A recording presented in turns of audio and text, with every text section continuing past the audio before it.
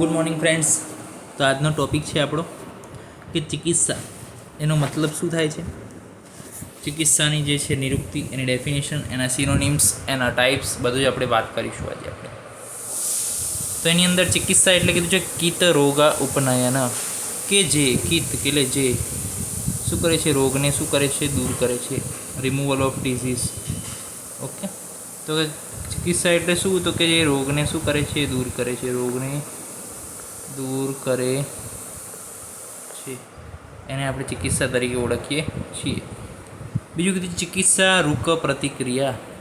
ચિકિત્સા એ છે કે જે રૂક એટલે કે પેઇન, પ્રતિક્રિયા એટલે કે એને જવાબ આપવો, આન્સર આપે છે, એટલે કે પ્રિવેન્ટ કરવું કે પછી એને ક્યોર કરવું. તો કે ચિકિત્સા એ છે કે જે પેઇનને શું કરે, ક્યોર કરે, પ્રિવેન્ટ કરે, સબસાઇડ કરે. ઓકે, તો રૂકને શું કરે, પ્રતિક્રિયા આપે, જવાબ આપે, એને શું કહેવાય, ચિકિત્સા કહેવાય. અને ત્રીજી શું છે, યા ક્રિયા વ્યાધિહરણી સા ચિકિત્સા નિગીત્યતે, કે જે વ્યાધિને શું કરે છે, હરે છે, અને ચિકિત્સા તરીકે ઓળખવામાં આવે છે. તો પહેલી થઈ ગઈ કે જે રોગને દૂર કરે છે, જે પેઇનને સબસાઇડ કરે છે, અને જે વ્યાધિને હરવાનું કામ કરે છે, એને આપણે ચિકિત્સા તરીકે ઓળખીએ છીએ. 2 માર્ક્સનો જે છે અહીંયાથી ક્વેશ્ચન આવે છે. હવે વાત કરીએ કે એને પર્યાય વિશે, ચિકિત્સાના સિનોનિમ્સ શું. તેના માટે ચરક ચિકિત્સા સ્થાનની અંદર ચેપ્ટર 1 એટલે કે અધ્યાય 1ની અંદર જે છે એક શ્લોક આપવામાં આવે છે કે ચિકિત્સિતમ વ્યાધિહરમ પથ્યમ સાધનમ ઔષધમ પ્રાયશ્ચિતમ પરશમનમ પ્રકૃતિ સ્થાપનમ હિતમ. એટલે કે ચિકિત્સાની અંદર એના પર્યાય શું છે, તો કે ચિકિત્સિત એટલે કે જેના દ્વારા ટ્રીટ કરવામાં આવે છે, જે મેથડથી. વ્યાધિહર કે જે વ્યાધિને શું કરે છે, હરી લે છે, ક્યોર કરે છે ડિઝીઝને. પથ્ય છે જે સારી છે, ચિકિત્સા શું છે, સારું છે, પરિણામ સારું લાવે, પથ્ય છે, એક પ્રકારનું વોલ્સમ છે આપણા માટે.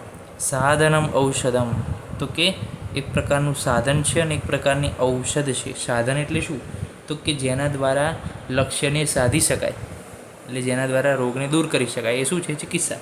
અને ઔષધ તો એનો મતલબ જ થાય ચિકિત્સા. પ્રાયશ્ચિત કેમ કીધું છે અહીંયા, તો કે એ દૈવ અપાસ્યના અર્થમાં કીધું છે કે પૂજા છે, બલિ છે, ઉપહાર છે, આ બધું આપણે પહેલાંના જમાનામાં ચડાવતા હતા. કેમ, તો કે કંઈક ભૂલચૂક થઈ ગઈ હોય આપણાથી ભૂતકાળમાં, તો એને શું કહેવાય, સબસાઇડ કરવા માટે, એ જે છે આગળના જન્મોમાં આપણને રોગકારક ના બની રહે એ માટે આપણે બલિ ચિકિત્સાનો ઉપયોગ કરતા, પૂજા છે, ઉપહાર છે, આ બધું જે છે આપતા હતા. તો એ શું કહેવાય, એક પ્રકારનું પ્રાયશ્ચિત કહેવાય. તો એ પણ શું છે, એક પ્રકારનો ચિકિત્સાનો પર્યાય છે.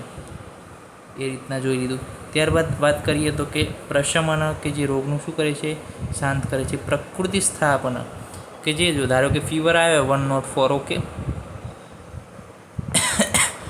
તો હવે આ વિકૃતિ થઈ, હવે ચિકિત્સા આપણે કરીએ એની, સંસમની વટી છે, પછી જે છે લંઘન છે, ગમે તે કરીએ, પંચકર્મ થોડું ઘણું કરીએ, લંઘન ચિકિત્સા કરીએ, સ્વેદન ચિકિત્સા કરીએ. સ્વેદન તો ચલો ના થાય આ કન્ડિશનમાં, તો ઓકે.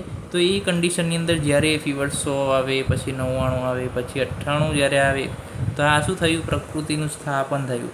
વિકૃતિમાંથી પ્રકૃતિનું શું થયું, સ્થાપન થયું. તો એને શું કહેવાય, પ્રકૃતિ સ્થાપનમ. તો એને પણ શું કહેવાય, ચિકિત્સા કહેવાય. પ્રકૃતિનું જે સ્થાપન કરે એ કોણ છે, ચિકિત્સા છે. અને હિતમ, કે જે હિતકારી છે, જે બોડી માટે અને માઇન્ડ માટે, બંને માટે શું છે, હિતકારી છે, એને પણ શું કહેવાય છે, ચિકિત્સા તરીકે ઓળખવામાં આવે છે. તો આ થઈ ગયા પર્યાય ચિકિત્સાના. તો આપણે આજે શેની વાત કરી, તો કે નિરુક્તિ વિશે અને એના પર્યાય વિશે વાત કરી. નેક્સ્ટ લેક્ચરની અંદર વાત કરીશું આગળની ચિકિત્સાની ડેફિનેશન પ્લસ એના જે છે ટાઈપ્સ વિશે વાત કરીશું. ત્યાં સુધી રજા આપશો. જય હિન્દ, જય ભારત, જય આયુર્વેદ, જય ધન્વંતરી. નમસ્કાર.